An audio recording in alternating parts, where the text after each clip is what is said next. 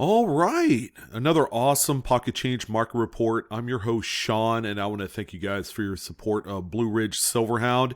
Hope everyone's having a great start to your Saturday. Today is December 12th, and that's going to be the focus of our PCMR. We're going to take a look at some action from the last 24 to 36 hours of sales on eBay. Now, for those of you that had joined into my video yesterday, just kind of going through the motions of, the difficulties of selling coins on eBay, and maybe there's a few things that personally you would need to tweak to make your listing pop, all right, to make it more appealing. I've brought up free shipping, I've talked about images, I've talked about, great descriptions, and just being able to market what you're selling. It's going to be an important factor in, whether or not you sell your coins. And traditionally with the PCMR, we talk about errors and varieties that are found through any means necessary, okay? Whether we're talking about coin roll hunting, or just cracking open your piggy bank, or even perhaps maybe cherry picking at a coin shop or a show. All of these, I guess, different ways of finding these types of errors and varieties are all very cool and very acceptable for the show, okay? And then, as you guys know, with the PCMR, it's real simple.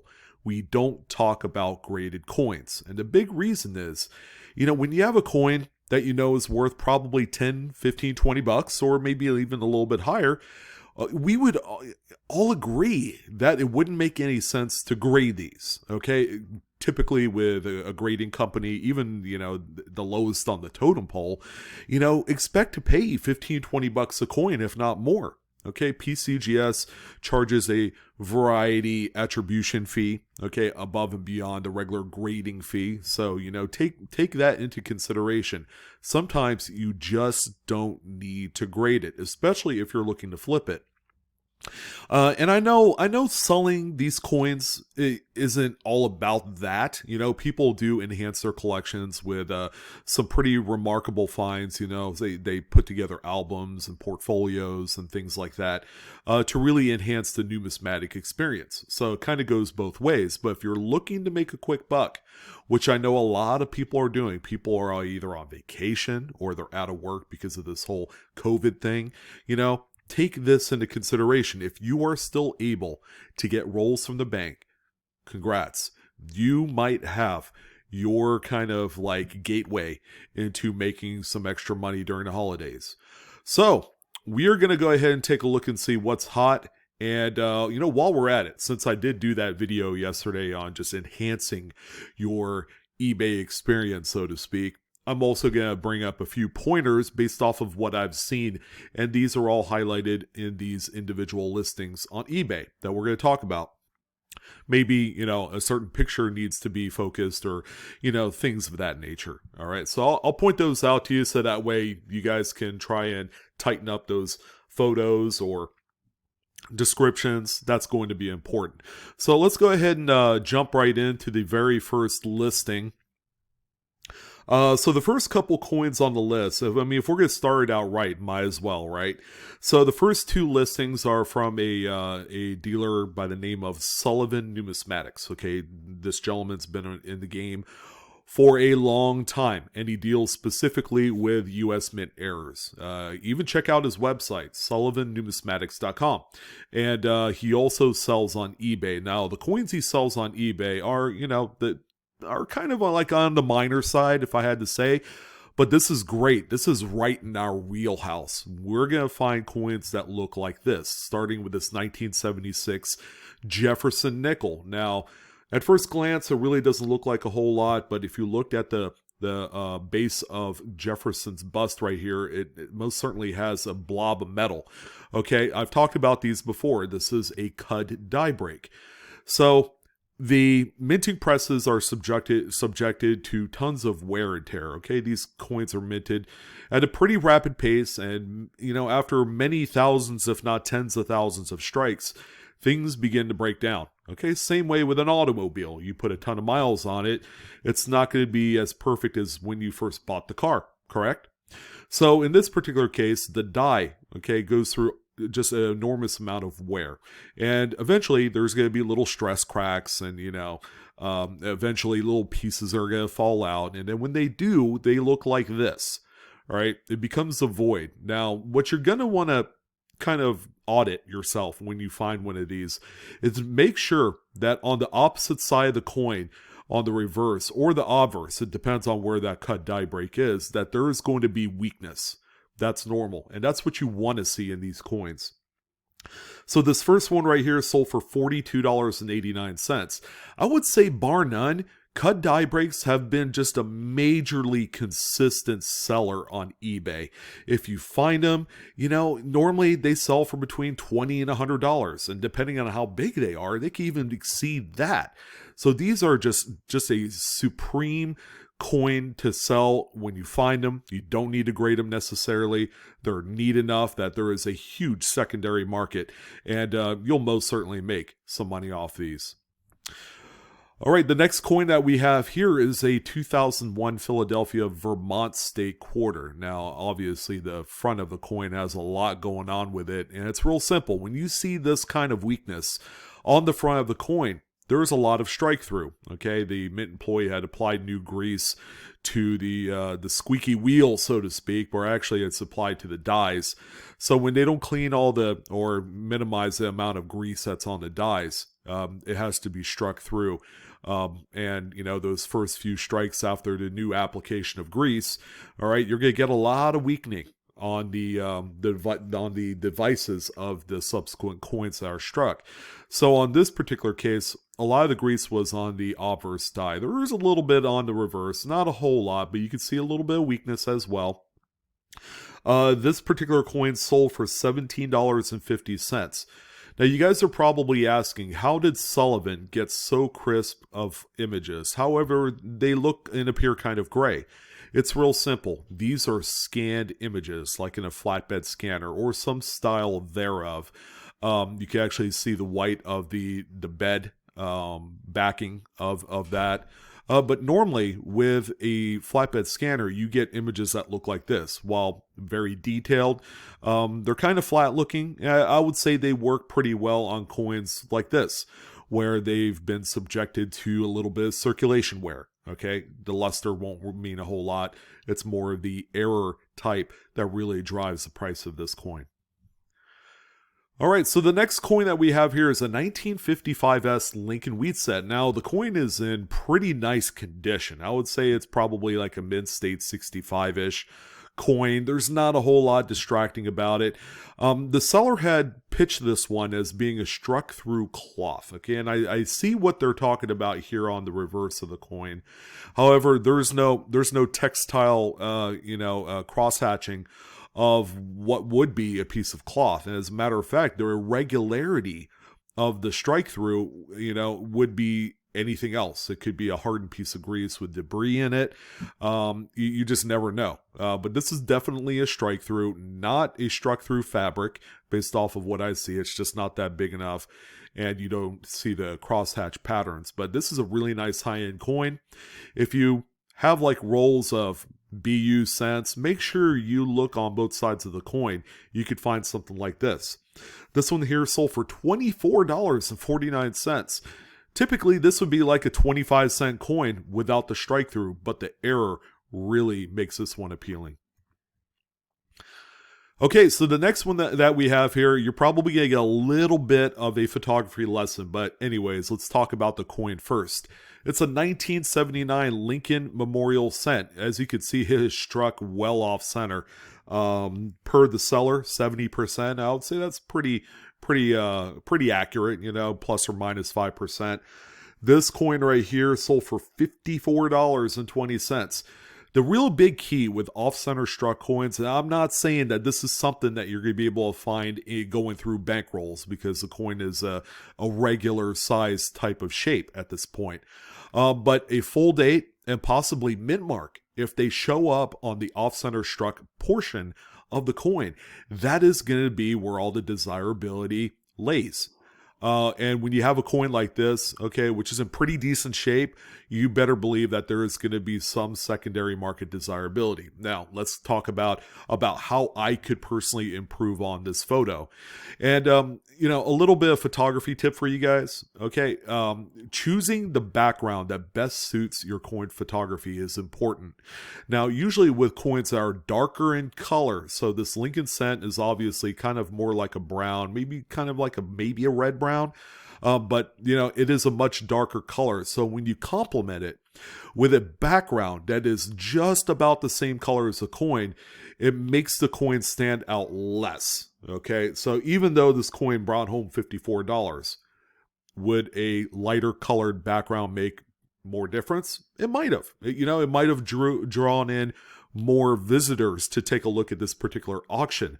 But all in all, I would say with the darker colored coins, use a lighter background. You could use a white sheet of paper. You could use something that's maybe like a light kind of off-white tan color would work out just as well. And the same thing applies to coins that are lighter in color, like a BU Roosevelt Dime or a Washington Quarter or Jefferson Nickel. Complement it with a darker contrasting background, and you're going to find that you're going to have photography that pops a whole lot better. Okay, so that's my pro tip of this particular video.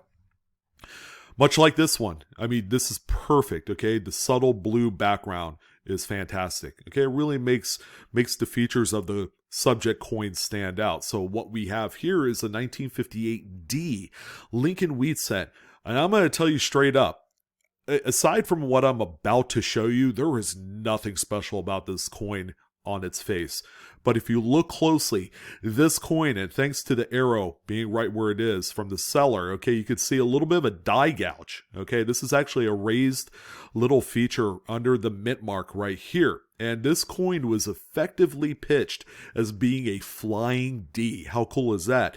Now, this feature right here is not particularly rare. I have probably dozens of these types of die gouges on not only a 58D, but 52D is another one to look for. That's actually a die chip flying D type. But this right here, it kind of looks like a shooting star. That's the cool thing about this coin. If you can identify the particular anomaly and kind of like tell a story with it, you better believe that there's going to be some sort of desirability out there. And sure enough, believe it or not, this was sold as a best offer for $32.94. And keep in mind, I add shipping to every single one of the quotes I'm giving you for the sold listings. All right, so I have another one here that I think one of my pals on the live Coin Q&A panel will certainly appreciate. So Coin Dragon, this one is for you. What we have is a 1920D Lincoln wheat cent. Now, this is what we call in the hobby as being a woody or wood-grained alloy cent. As you can see, it's got these, fabulous color striations on not only the obverse but the reverse of the coin. And this could all be attributed to an improper alloy mix. Okay, it all goes back to when the original planchets and the rolled strips were created at that point. Okay, when there's an improper mix of the zinc and the copper, you're gonna get something that looks like this.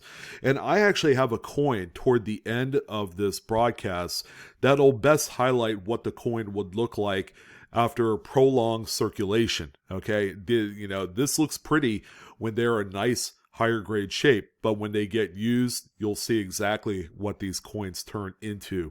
But this one right here sold for $185.99. Keeping in mind that it is a nice higher grade, I would say it's probably AU58, Mint State 61, but it is a nice early 1920s date. And, it is a Denver mint too. So a branch mint 1920s Lincoln in this condition as a woody. I mean, you just have a great mix, kind of like the best of both worlds, so to speak. And it really, really pumped the price of this one up. Okay, so here's a rarity in my estimation. It's a 1970D Lincoln Memorial cent. Now, the coin doesn't have nearly enough light. Okay, so the coin appears a lot darker than probably what it should be for an eBay listing. But as you can see, it has a cud on the base of Lincoln right here. Now keep in mind, it's a Denver minted coin, okay? I would say that cuts in general just aren't seen that frequently on Denver minted coins. Denver Mint is known for their great quality, and they're really the upkeep of the dies and the machinery. So finding errors at all on Denver minted coins, it's very challenging to say the least. And I'm here on the West Coast, so I have an equally tougher time of identifying varieties and errors coming from the Denver Mint, because they're just not that many. But this one right here sold for $27.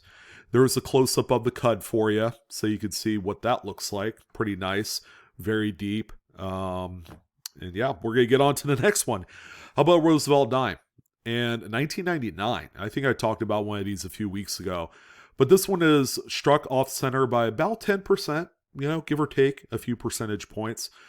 But this one right here, just the later dated Roosevelts, anything from like 95 and up with major errors like this are tough. Okay, you just don't see a lot of them. And that probably is the main reason why this particular coin sold for $21.75. In spite of the fact that Roosevelt dimes are not the most popularly collected series, they're growing a little long in the tooth as far as design, but maybe that'll be addressed sometime in the near future from the U.S. Mint.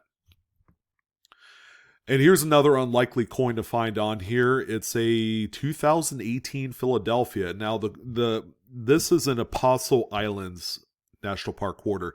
It was pitched as being off center, but as you can see, the rim is still evident on the narrow side on both sides. So this is more than likely a mild broad strike, or perhaps a partial collar. Okay, I could see a little bit of the railroaded rim on the edge here. So I'm willing to bet that there is some sort of lack of reading on the edge. But wow, this coin is only a few years old, and this is a pretty good error on this type of coin. This one right here is sold for $15.80. If you find stuff like this, pull them out. They are worth money. All right, the next couple coins are going to just be simple rim clips, okay? Here's another couple of them. They might be from the same seller, I'm not sure. But we have a 1964D Lincoln Memorial. So you got a clip here at the 6 o'clock, 7 o'clock position. And then you also have the Blakesley effect, the flattening of the corresponding edge. And yeah, I mean, it's as simple as that. This one's sold for $7. Easy money. And then same goes for this 73p Jefferson Nickel. Again, you have your clip here, and then you have a little bit of a flattening of this rim here on this side here. Although it's hard to tell on this coin, but just based off of the lighting, you can see more of the white light right here, okay, which indicates that. But this one right here is sold for $7 as well. So between two coins that I would say, are an easy catch in circulation. Rim clips are incredibly easy to find. 7 plus 7, $14. Bingo bango, easy money. All right, so I'm a little bit upset about this one because this is a coin that I love, and I probably should have jumped on this one. The coin is just phenomenal in itself. Its age, it's an S Mint, and most importantly, it was sold a few miles from where I live. So, yeah, I was kind of taken aback when I saw the actual seller location, and they are, literally up the road. So I was like, you know what? That's a coin I would have bought.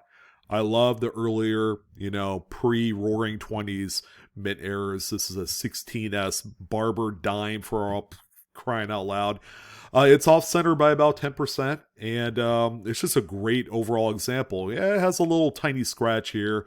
But, it's just a great looking coin as a error type. And this one here sold for $128.80. The older the coin, okay, the more that they're worth as far as mint errors, especially off-center type errors like this. All right, so we got 68 Lincoln Memorial cent. This is a off-center broad struck coin. Okay, you still have a little bit of an edge rim here, although it's very, very close to being almost off-center. But this coin right here, pretty nice. There was no collar on one side of the coin when this thing was struck. The metal flow has to go somewhere, right? It's a Philadelphia coin, obviously. That's where a lot of the mint errors come from. But this one did sell for $18.01. All right, here's another CUD die break, a 66 Jefferson Nickel. Okay, so there's another Philly coin here for you. But you can see the CUD in much the same spot as that other nickel that we started out the broadcast with the 76. So only 10 years apart, crazy. But you could also see, another die crack that stems off of this area. Okay, and that probably would have broken off at one point before it was caught. But this CUD, very attractive, $32.50. Again, these things are very desirable. Okay, so we have another rim-clipped coin, this time a 96D Washington quarter. So we got another Denver error. Oh, man, I need more coffee. But we got double clip and we got double Blakesleys on this one. So you see the flattened area opposite to each one of those clips. Yeah, just a great looking coin, nice high grade. This one sold for $7.74, so make sure you pull these out. They're worth a few shekels. All right, so someone was using their salmon shorts to take the pictures of this Vermont state quarter. So we got a 2001 Vermont. Actually, believe it or not, 2 Vermont errors in the same list. But one thing I will say is it's incredibly out of focus. All right, so make sure you check your focus. You really pinch in. If you're using your smartphone, make sure you zoom into your image to make sure that you see a lot of detail. You could do that with a current generation iPhone or Android device. So this one right here, you guys can see it's got a little bit of a CUD on the reverse. So there are just some dates, some states that are pretty common for the CUDs, but that's that one right there. This one right here sold for $16.20. I would probably stay away from the color pink as a background color. And this particular coin, by the way, maybe not from these images, but the close-up, you can see a lot of light bouncing off the coin. So you want to make sure that you don't have a lot of the reflection of the light bouncing off your coin. It'd be hard for someone to look at the picture if it's all just bright in your face. It doesn't work as much. And then the pink obviously is a kind of a color that clashes with coin photography. All right, so this one is really cool. Okay, I found a few of these and I would encourage you guys to do the same. It's a 1969D Lincoln Memorial set. No, we are not going to be talking about floating roofs, even though this is a date that's synonymous with it. And no, we're not going to talk about missing initials. This is actually quite a common double-to-die reverse. Okay, it's 001 through Wexler's. And it's real simple. Okay, the doubling is actually the bottom line of the memorial that's been canted upwards. So you can see this vertical line right here, and this is the main baseline of the memorial step. All right, so this is the doubling. It's that simple. I have found probably a good 20 or 30 of these over the course of, I would say, the last 10 years, because I've been going through BU rolls of this particular date. But this one right here sold for $19. And this particular seller actually has a number of these for sale.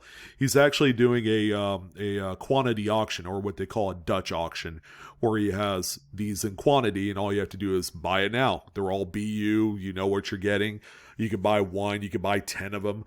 But they're all $19 a piece. That's easy freaking money. And I would keep an eye out for this particular variety. They're actually quite plentiful. All right, so if you guys were envious of that 1920D Woody Lincoln wheat cent, okay, this is actually a later stage as far as circulation stage of that same coin. So after a while, okay, the coin, because of the improper alloy mix, will begin kind of like flaking.